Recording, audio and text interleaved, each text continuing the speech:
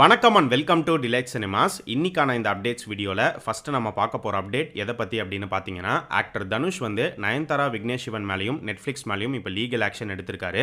So இவங்களுக்குள்ள என்ன சம்பவம் நடந்துச்சு, என்ன கான்ட்ரவர்சி அப்படிங்கிறது உங்கள் எல்லாருக்கும் நல்லாவே தெரியும். ஸோ நயன்தாராவுடைய அந்த வெட்டிங் டாக்குமெண்ட்ரி நெட்ஃப்ளிக்ஸில் ரிலீஸ் ஆகிறதுக்கு முன்னாடியே தனுஷோடைய சைட்லேருந்து ஒரு நோட்டீஸ் ஒன்று அனுப்பப்பட்டுச்சு. இந்த மாதிரி என்னுடைய படமான நானும் ரவுடிதான் படத்தோடைய கிளிப்ஸை யூஸ் பண்ணுறதுக்கு நான் எந்த ஒரு பர்மிஷனும் கொடுக்கல, அதை மீறியும் நீங்கள் யூஸ் பண்ணிங்கன்னா கண்டிப்பாக நான் லீகல் ஆக்ஷன் எடுப்பேன் அப்படிங்கிற மாதிரி அதில் போட்டிருந்துச்சு. ஆனால் அதை மீறியும் நயன்தாராவுடைய வெட்டிங் டாக்குமெண்ட்ரியில் நானும் ரவுடிதான் கிளிப்ஸை வந்து இவங்க யூஸ் பண்ணியிருக்காங்க. கிட்டத்தட்ட 30 to 40 செகண்ட்ஸ்குள்ளே யூஸ் பண்ணியிருக்காங்க அப்படின்னு சொல்லப்படுது. அதனால தான் இப்போ தனுஷ் வந்து லீகல் ஆக்ஷன் மூவ் பண்ணியிருக்காரு. தனுஷ் வந்து கிளிப்ஸ் யூஸ் பண்ணுறதுக்கு பர்மிஷன் கொடுக்காம 2 வருஷமாக இழுத்து அடிச்சிட்டாரு அப்படிங்கிற ஒரு கோவத்தில் தான் நயன்தாரா வந்து ஒரு ஸ்டேட்மெண்ட் ஒன்று அஃபிஷியலாக ரிலீஸ் பண்ணியிருந்தாங்க. அந்த ஸ்டேட்மெண்ட்டில் தனுஷை எந்த அளவுக்கு டேமேஜ் பண்ண முடியுமோ அவங்க டேமேஜ் பண்ணியிருந்தாங்க. சரி, அவங்க கோவத்தெல்லாம் கொட்டி தீத்துட்டாங்க, இதோட இந்த பிரச்சனை முடிஞ்சிருச்சு அப்படின்னு பார்த்தா அவங்க பிரச்சனையை முடிக்கிற மாதிரி தெரியல. ஸோ என்ன நடக்குதுன்னு பார்த்துடலாம் அப்படிங்கிற மாதிரி தான் பர்மிஷனே கொடுக்காமலே அவங்க அந்த கிளிப்ஸ் எல்லாம் உள்ளே யூஸ் பண்ணியிருக்காங்க. அதுவே பெரிய தப்பு. ஸோ இப்போ அவர் லீகல் ஆக்ஷன் வந்து எடுத்திருக்காரு. இப்போ கோர்ட் வந்து பார்த்தீங்கன்னா இதுக்கு வந்து விக்னேஷ் சிவன் நயன்தாரா அவங்க சைட்லேருந்து ரெஸ்பாண்ட் பண்ணணும் அப்படிங்கிற மாதிரி சொல்லியிருக்காங்க போல. ஸோ இதை பார்க்கும்போது தனுஷ் நயன்தாரா இவங்களுக்குள்ள ஒரு ஈகோ கிளாஷ், ஒரு ரிவெஞ்ச் போகிற மாதிரி தான் தெரியுது. ஸோ இதை பற்றி நீங்கள் என்ன நினைக்கிறீங்க அப்படிங்கிறத கமெண்ட் செக்ஷனில் சொல்லுங்கள். நேற்று பார்த்தீங்கன்னா வெற்றிமாறனுடைய விடுதலை பார்ட் 2க்கான ஆடியோ லான்ச் நடந்து முடிஞ்சிருச்சு. படத்தோடைய அஃபிஷியல் ட்ரெய்லரே வந்து ரிலீஸ் பண்ணியிருந்தாங்க. இந்நேரம் எல்லாருமே ட்ரெய்லர் பார்த்துருப்பீங்க அப்படின்னு நினைக்கிறேன்.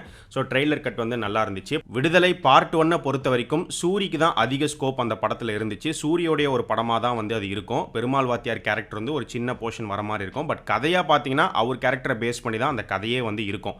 ஆனால் இப்போ பார்ட் 2 பொறுத்த வரைக்கும் இது கம்ப்ளீட்டாக விஜய் சேதுபதியோடைய பெருமாள் வாத்தியார் அந்த கேரக்டர் பேஸ் பண்ண ஒரு படமாக இருக்க போகுது அப்படின்னு நினைக்கிறேன். ஸோ மேக்ஸிமம் அவருடைய போர்ஷன்ஸ் தான் படத்தில் வர மாதிரி இருக்கும் அப்படின்னு தோணுது. அதுக்கேற்ற மாதிரி தான் இவங்க ட்ரெய்லர் கட்டும் பண்ணியிருக்காங்க.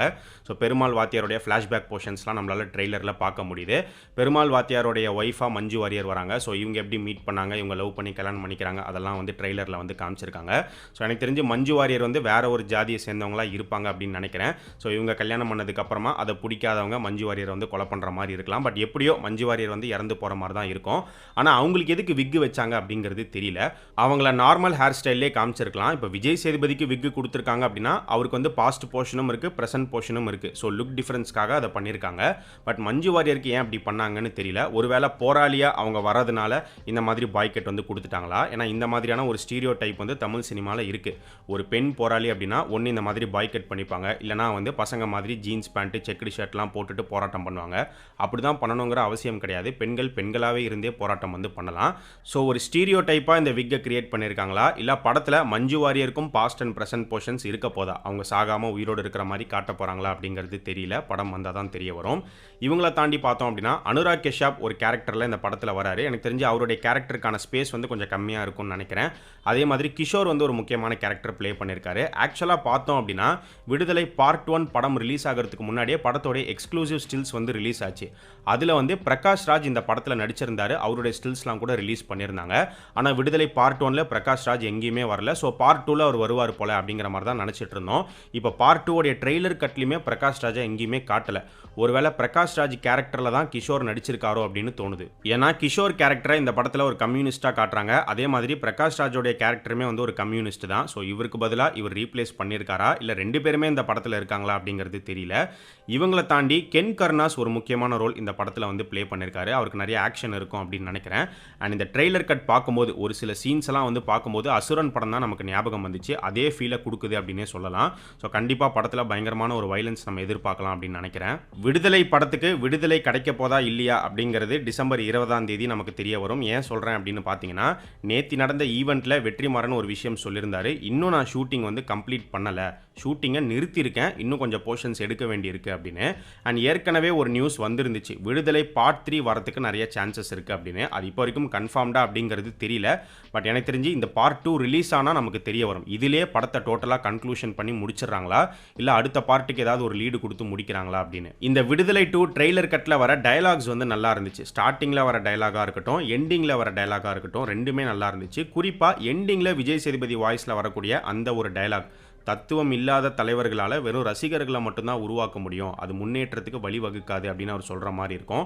இதை பார்த்துட்டு நிறைய பேர் என்ன சொல்கிறாங்கன்னா, இது யாரையோ சொல்கிற மாதிரி இருக்கே, வேறு யாரையும் இல்லை, தளபதி விஜய் இப்போ தான் கட்சி ஆரம்பிச்சிருக்காரு, ஸோ அவரை மீன் பண்ணுற மாதிரி இருக்கே, அவருக்காக தான் இந்த டைலாக் படத்தில் வச்சிருக்காங்களோ அப்படிங்கிற மாதிரிலாம் ஒரு டாக் போயிட்டுருக்கு. இதை பற்றி நீங்கள் என்ன நினைக்கிறீங்க அப்படிங்கிறத கமெண்ட் செக்ஷனில் சொல்லுங்கள். ஆக்டர் சூர்யா அடுத்து நடிக்கிற சூர்யா 45 படத்துக்கான பூஜை இன்னைக்கு சக்ஸஸ்ஃபுல்லாக நடந்து முடிஞ்சிருச்சு. ஸோ ஷூட்டிங் பார்த்தீங்கன்னா நாளையிலேருந்து ஸ்டார்ட் பண்ண போகிறதா நியூஸ் வந்திருக்கு. ஸோ ஃபஸ்ட்டு வந்து டிசம்பர் ஃபர்ஸ்ட் வீக்லேருந்து ஸ்டார்ட் பண்ணுறாங்க அப்படின்னு நியூஸ் வந்துச்சு. அதுக்கப்புறமா நவம்பர் 30 ஷூட்டிங் போயிடுவாங்க அப்படின்னு சொல்லப்பட்டுச்சு. இன்றைக்கி பார்த்தீங்கன்னா நாளைக்கே ஷூட்டிங் போகிறாங்க அப்படிங்கிற மாதிரி நியூஸ் வந்திருக்கு. ஸோ இந்த கோயம்புத்தூர் ஷெட்யூல் வந்து எத்தனை நாளைக்கு நடக்க போகுது அப்படின்னு பார்க்கும்போது டிசம்பர் எண்டு வரைக்கும் நடக்கும் அப்படின்னு சொல்கிறாங்க. டிசம்பர் 25th ஆர் 27th வரைக்கும் இந்த ஷெட்யூல் வந்து கண்டினியூ ஆகும் அப்படின்னு சொல்லப்படுது. இந்த ப்ராஜெக்டோடைய டைட்டிலை பொறுத்த வரைக்கும் ஏற்கனவே ஆர்ஜே பாலாஜி சொல்லியிருந்தாரு, டைட்டில்லாம் ஆல்ரெடி ஃபிக்ஸ் பண்ணி ரெஜிஸ்டரே பண்ணி வச்சாச்சு அப்படின்னு. ஸோ டைட்டிலில் வந்து ஒரு டிவைன் டச் இருக்கும் அப்படிங்கிற மாதிரி சொல்லப்படுது. மேக்ஸிமம் தமிழ் டைட்டிலாக தான் இருக்கும் அப்படின்னு நினைக்கிறேன். பட் சூர்யா 44 கார்த்திக் சுப்ராஜ் படம் அந்த ப்ராஜெக்டோடைய டைட்டில் பொறுத்த வரைக்கும் இங்கிலீஷ் டைட்டிலாக இருக்கிறதுக்கு நிறைய சான்சஸ் இருக்குது அப்படிங்கிற மாதிரி நியூஸ் வந்திருக்கு. இன்னைக்கு சூர்யா 45 பூஜை நடந்து முடிஞ்சிருச்சு. நாளைக்கு பார்த்தீங்கன்னா எஸ்கே உடைய 24வது படம் எஸ்கே 24 பூஜை நடக்க போகுதுங்கிற மாதிரி இன்னைக்கு லேட்டஸ்ட்டாக ஒரு நியூஸ் வந்திருக்கு. எஸ்கே 24 அது என்ன ப்ராஜெக்ட் அப்படின்னு பார்க்கும்போது ஏற்கனவே நம்ம சொன்னது தான், டான் படத்தோடைய டைரக்டர் சிபி சக்கரவர்த்தி அவர் மறுபடியும் எஸ்கே கூட சேர்ந்து ஒரு படம் பண்ண போகிறதா முன்னாடியிலேருந்தே நியூஸ் வந்துட்டு இருக்கு. ஆனால் இப்போ ரீசெண்டாக என்ன சொல்லப்பட்டுச்சு அப்படின்னா, அந்த ப்ராஜெக்டை வந்து இப்போதைக்கு ஸ்டார்ட் பண்ண போகிறது கிடையாது, சுதா கோங்கரா ப்ராஜெக்டை முடிச்சதுக்கு அப்புறமா தான் எஸ்கே அந்த படத்துக்கு போவார் அப்படின்னு சொல்லப்பட்டுச்சு. பட் இன்னைக்கு வந்திருக்கிற நியூஸ் என்ன அப்படின்னு பார்த்தீங்கன்னா, நாளைக்கு எஸ்கே 24 பூஜை போடுறாங்க. பூஜை போட்டு அந்த படத்துக்கான ஷூட்டிங்குமே வந்து ஸ்டார்ட் பண்ண போகிறாங்க. அதாவது பேரலா எஸ்கே வந்து எஸ்கே 23, எஸ்கே 24, எஸ்கே 25 3 ப்ராஜெக்ட்லையுமே வந்து நடிப்பார் அப்படின்னு சொல்லப்படுது.